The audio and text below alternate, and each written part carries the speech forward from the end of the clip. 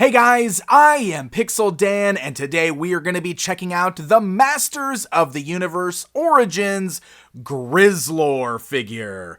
Now this is the Grizzlor figure that was just recently offered on MattelCreations.com.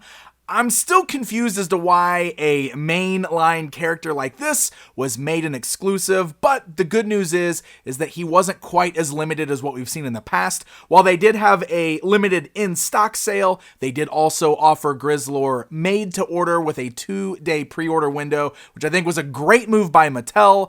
But anybody that was able to get their order in on the first day, like I was able to squeak through, those have already shipped. So we're going to go ahead and take a look at the Grizzlor that just arrived from my day one order. So since this is a Mattel Creations exclusive, it does come in a mailer box here. You can see that there's some artwork sketched on the box as well, just like we've seen for the other Mattel Creations exclusives.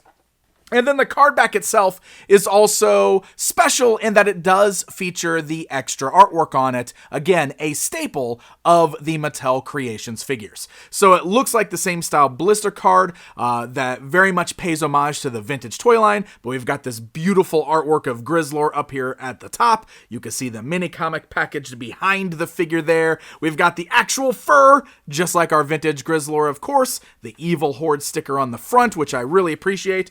And then on the back side, instead of getting a cross sell, we have the full back of the card covered in artwork, which is beautiful. We've got Grizzlor squaring off with She-Ra, and in the background you can see the Fright Zone playset, and Modulok is back there as well. You can also see the little red Horde bat imp demon thing of Horde hacks. But I love this. I think it is absolutely amazing artwork. Love to see this on the back of the packaging. But of course, we are going to go ahead and rip this guy open, and we are going to get a closer look at the figure within.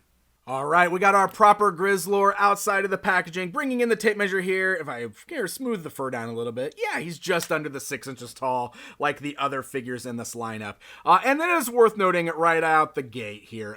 If you've already got the darker version of Grizzlor in your collection, which was the PowerCon exclusive a few years back, you know exactly what you've got here. It's the exact same figure. However, this time around, he's got the retail colors there, or like the standard release version of Grizzlor's color scheme there. So, you know, everything about this guy is still very cool, and I do want to show off. I love the way that they were able to still add the fur to him, the realistic fur like the vintage figure, but still retain all of the articulation with this guy, which is very, very nice.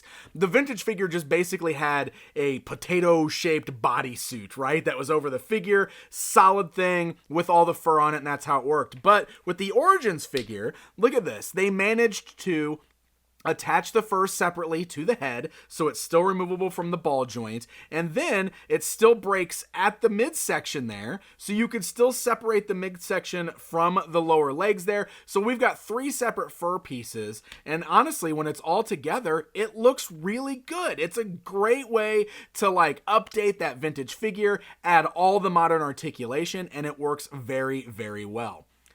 So this guy does have the Horde harness there, just like the other version. He's also got the armband over here, which is a really nice touch as well, similar to what we saw in the Classics line for these guys. And then the boots, you know, with the red bats on there. Got a little bit of red paint slop on there in some places, so it's not as clean as I would like it to be. But otherwise, I love this guy. I think he functions really well. All of his articulation is still great. The fur had to be there. And speaking of the fur, that's apparently why this particular figure had to be exclusive to Mattel Creations. And a lot of people were really upset about that, and that makes total sense because he's one of like the basic figures from the original line, and so far, none of the basic figures have been exclusive before this guy. Thankfully, Mattel offered him again on Mattel Creations, so hopefully a lot of people, it was an open pre-order, so everybody who wanted him should have hopefully been able to order him, but apparently the fur makes him too expensive for a single release at retail, which is really interesting, and just kind of, that's just the way toys are these days, I guess. It is really well executed, and it's a nice figure, and I'm glad that we've got him added to the collection, so we can fill out the standard look for the character with our Evil Horde. And with that being said, it's comparison time. Let's go and show them alongside the vintage Grizzlor action figure so you can see what the two look like standing side by side.